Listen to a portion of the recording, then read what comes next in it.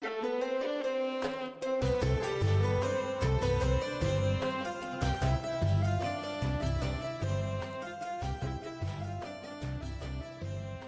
à tous, chers auditeurs de Radio des Sans-Voix. Aujourd'hui, notre émission, Les citoyens de demain, s'intéresse à l'exploitation du gaz de schiste en Algérie. En effet, dès 2004, l'agence américaine Energy Information Administration, EIA, annonce que le sous-sol algérien comprend la 3e réserve mondiale de gaz de schiste récupérable après la Chine et l'Argentine. Les négociations entre la Sonatrach, qui est une entreprise d'État, et les sociétés transnationales comme Eni, Shell, ExxonMobil, Total et GDS Suez vont très vite commencer. Après le jingle, nous écouterons au micro de Radio des Sans-Voix M. Hossein Malti, consultant pétrolier et ancien vice-président de Sonatrach, conseiller au siège général de l'OPEOP et auteur d'Histoire secrète du pétrole algérien, paru chez La Découverte. C'est moi la voix. Non, c'est moi la voix. Non, c'est moi la voix. Nous sommes la voix. Nous sommes tous la voix des sans-voix. Bonjour, monsieur Malti. Bonjour. Je suis ingénieur pétrolier de formation et je suis un des fondateurs de l'entreprise nationale des pétroles algériens, Sonatrach, dont j'ai été le vice-président. Et en tant que tel, je sais ce que c'est le gaz de schiste, c'est mon métier, c'est ce que je fais depuis 50 ans. Enfin, je cessé de travailler depuis un bout de temps, mais enfin, voilà. Et c'est à ce titre-là que je me suis beaucoup investi dans la lutte de la population d'Insalah en particulier contre l'exploitation du gaz de schiste. D'accord, merci. Donc en fait, on a vu depuis un bon bout de temps que les gens d'Insalah refusaient l'exploitation du gaz de schiste. Alors, la contestation à Insalah a démarré au mois de janvier 2015, donc ça fait maintenant 14 mois à peu près que cela a démarré. Et pourquoi les gens d'Insalah se sont révoltés, si vous voulez, contre cette exploitation du gaz de schiste, c'est en raison de la dangerosité de la technique d'exploitation de ce gaz. Et aujourd'hui, le monde entier le sait, c'est une industrie qui a démarré aux États-Unis, et aujourd'hui, aux États-Unis, on s'est rendu compte que c'est quelque chose d'extrêmement dangereux, et il y a au moins une dizaine d'États américains qui ont interdit l'exploitation du gaz de schiste sur leur territoire. Bon, les habitants d'Insalah, voyant des forages de gaz de schiste se faire à une quinzaine de kilomètres de chez eux, et sachant qu'ils ont une nappe d'eau qui se trouve à peu près une 50aine de mètres de profondeur et qu'ils utilisent pour tous leurs besoins domestiques, aussi bien pour la boisson que pour faire la cuisine, et pour les bêtes qu'ils élèvent, pour la petite agriculture d'oasis qu'ils ont, sachant que cette exploitation est dangereuse et qui a risqué de polluer donc cette nappe d'eau qu'ils utilisent, et si cette pollution arrivait là, c'est non seulement la population actuelle, mais ce sont toutes les générations futures qui sont en danger. Ils se sont soulevés donc contre cette idée d'exploitation du gaz de schiste. Voilà, en gros, si vous voulez, comment ça a démarré et pourquoi ça a démarré. Exactement. Donc après, moi j'avais lu de toute façon que l'exploitation du gaz de schiste qui est emprisonné dans de l'argile compacte et imperméable permettrait d'augmenter considérablement les approvisionnements énergétiques mondiaux à l'usage. Ce combustible aurait en plus moins d'impact sur le climat que le charbon plutôt. Cependant, son extraction poserait plusieurs problèmes. L'Algérie ne vit que de la rente pétrolière. Et par conséquent, à partir du moment où le pétrole, ou plus exactement, si le pétrole venait à disparaître, c'est la famine immédiatement en Algérie. Il faut savoir que l'État algérien et le régime algérien, pour se maintenir, pour pérenniser son pouvoir, utilise le pétrole pour acheter des consciences, pour acheter des soutiens, aussi bien à l'intérieur qu'à l'extérieur du pays, et pour acheter la paix sociale. Alors, comment achète-t-il la paix sociale?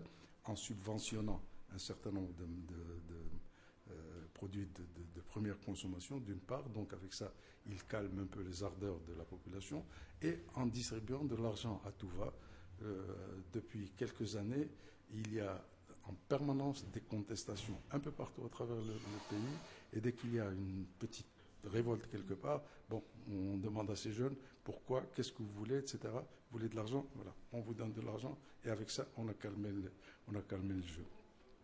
Or, depuis 6-7 ans, la production pétrolière du pays a commencé à chuter. La production de gaz a commencé à chuter, et là maintenant, depuis 2 ans à peu près, c'est le prix du pétrole qui a commencé à baisser. Et par conséquent, ça a été tout de suite la panique au sein du régime, parce que ces gens-là ne vivent et leur pouvoir ne se justifie que par le pétrole. Alors, ils achètent la paix, mais aussi ils gonflent leur compte bancaire par les énormes commissions qui sont passées sur chacune des transactions faites par l'Algérie, que ce soit dans le domaine civil ou dans le domaine militaire. Donc, voir cette rente disparaître, c'était pour eux la catastrophe.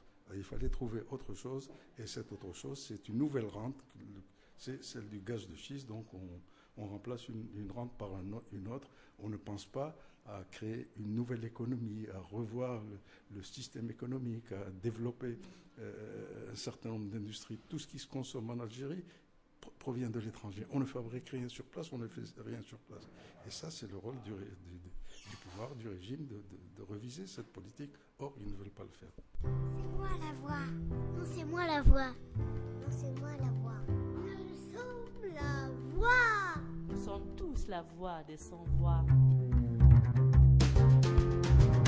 Les candidats à l'exploitation cherchent à développer de nouvelles techniques pour contourner l'interdiction. Et les écologistes réaffirment les conséquences désastreuses sur l'environnement de toutes les techniques. Pensez-vous que cela suffirait à convaincre? Il faut savoir qu'aujourd'hui, il y a une seule technique qui est utilisée à travers le monde entier. Cette technique s'appelle celle de la fracturation hydraulique. Cette technique, les Algériens ne la maîtrisent pas, ne la connaissent pas. Et il y a d'ailleurs, à travers le monde même, il y a pratiquement une seule compagnie au monde, c'est Halliburton, qui détient une sorte de quasi-monopole qui, elle, contrôle, si vous voulez, maîtrise cette technique. Bon, il y a une autre compagnie, Schlumberger, qui intervient également un petit peu, et par conséquent, si vous voulez exploiter du gaz de schiste, quel que soit l'endroit du monde où vous voudriez le faire, vous faites appel à Halliburton.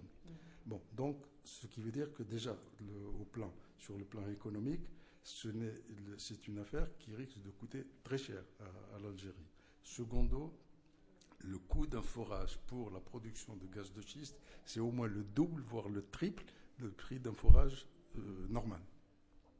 Troisièmement, les dangers, donc, comme je l'ai brièvement dit tout à l'heure, sont énormes, aussi bien pour l'air que pour l'eau, que pour l'environnement d'une manière générale. À In Salah, il y a des pigeons qui sont morts, il y a eu des renards qui sont morts, des cigognes qui sont morts et des chameaux qui sont morts parce qu'ils ont par hasard probablement bu cette eau polluée qu'utilisent les foreurs, enfin les producteurs de gaz de schiste.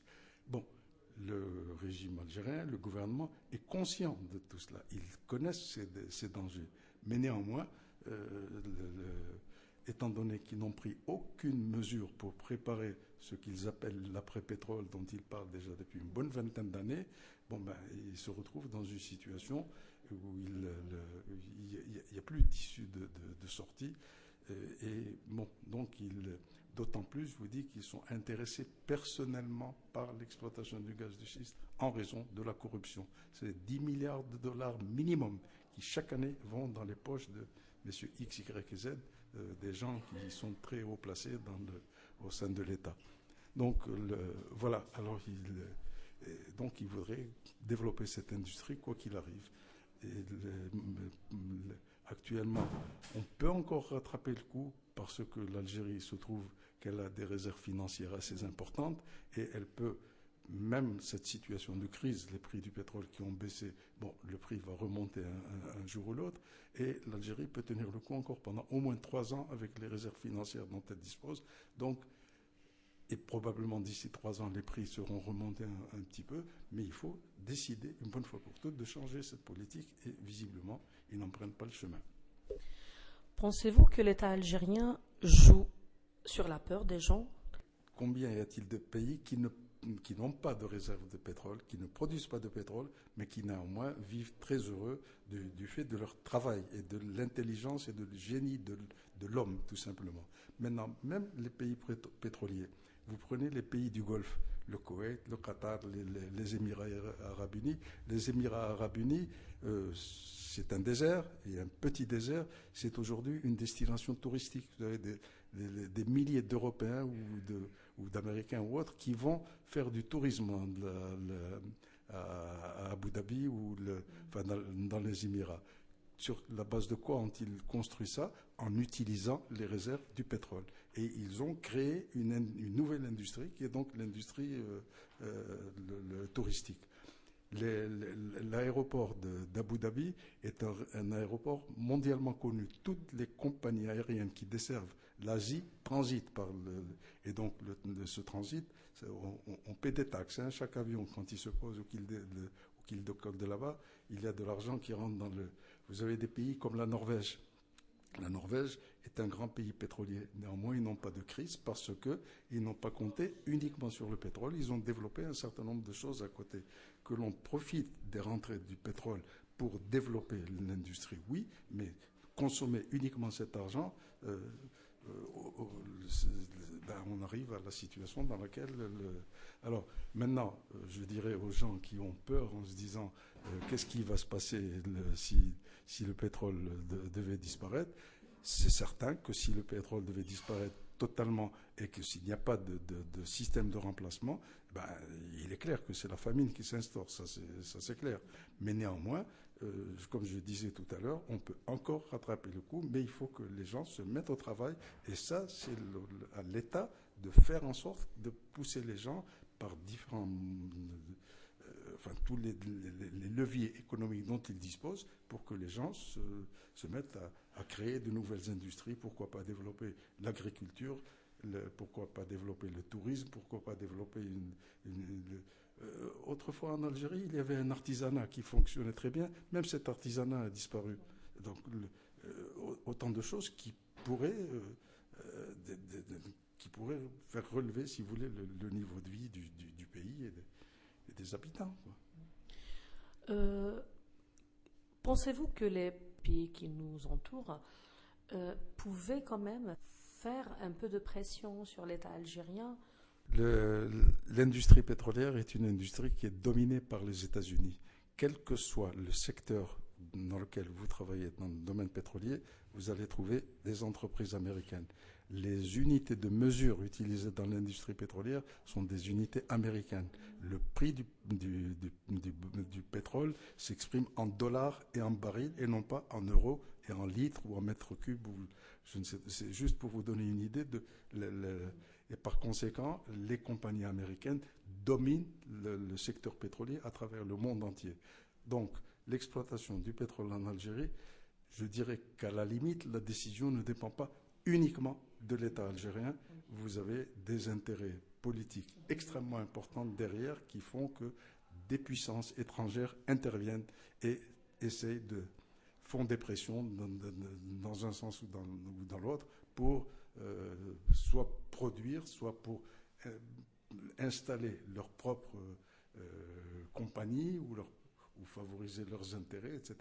Bon, et souvent, malheureusement, l'État algérien, le gouvernement algérien cède face à ces pressions parce que, c'est beaucoup à dire sur le régime algérien. Hein. Donc, si je comprends bien, ce que font les militants, ce qu'on fait nous aujourd'hui, vous et moi par exemple, ne va vraiment servir à rien alors? Non. Ça par contre, non. Aujourd'hui, ce qui est certain, c'est que les habitants d'Insalah ont gagné. C'est moi la voix.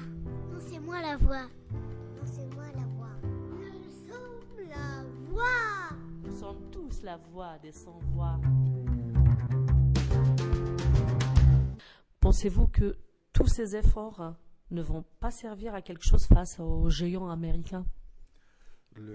D'abord, si vous voulez, à Insalah, ils ont affaire à l'État algérien, à l'entreprise nationale des pétroles algérienne, la Sonatrach, et derrière, il y a bien entendu l'État, et la Sonatrach ne fait qu'appliquer les décisions et la politique voulue par l'État.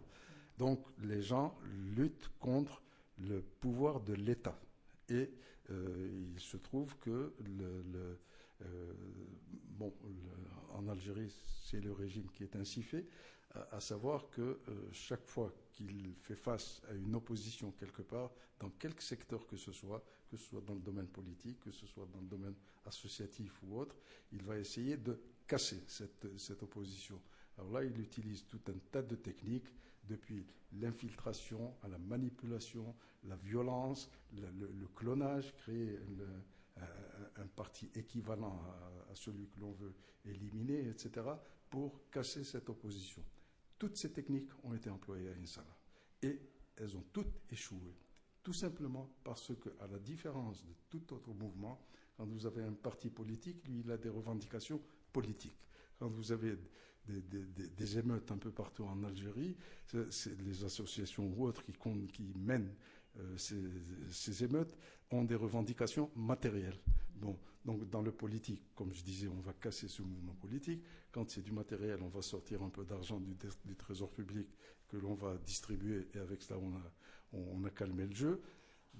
Avec les gens d'Insalah, ils n'avaient pas de revendications politiques, ils ne demandent pas d'argent, ils ne demandent pas une revision de salaire ou je ne sais trop quoi, ils ne demandent pas de privilèges particuliers, ils demandent à vivre simplement et qu'on les laisse vivre, même dans leur dénuement, mais qu'on ne touche pas, parce que l'eau, c'est quand même une denrée vitale. Sans eau, on ne peut pas vivre, tout simplement. Et donc, ils avaient une motivation tellement importante qu'ils ont fait reculer l'État. Voilà, donc, on ne peut pas dire que ce soit vain de militer, et même mieux, pour Insalah, moi je suis convaincu que c'est fini. Ils ont gagné la bataille et qu'il n'y aura plus de forage de gaz de schiste dans la région d'Insalah, en tout cas, au moins dans l'avenir plus ou moins proche. Maintenant, que va-t-il se passer dans 5 ou 6 ou 10 ans, ça je n'en sais rien. Mais aujourd'hui, ils ont gagné leur bataille. Chaque fois qu'on évoque la question du gaz de schiste, on parle des militants de Insalah. Y a-t-il en fait d'autres militants dont on n'entend pas parler, mais qui sont très actifs sur le terrain? Il y a des collectifs anti-gaz de schiste qui ont été créés ailleurs à travers l'Algérie. Bon, Insalah, pourquoi? Parce que c'est là-bas que ça a démarré, c'est là-bas que se posent les forages. Et puis, il ne faut pas oublier que Insalah a souffert déjà par le passé. Durant la colonisation, dans les années 50, il y a eu les expériences atomiques qui ont eu lieu dans cette région. Il y a eu les tests sur les armes chimiques qui ont eu lieu dans cette région. Il y a actuellement ce que l'on appelle la séquestration du gaz carbonique, qui est une technique qui est employée sur un gisement de gaz de la région, qui est extrêmement polluante.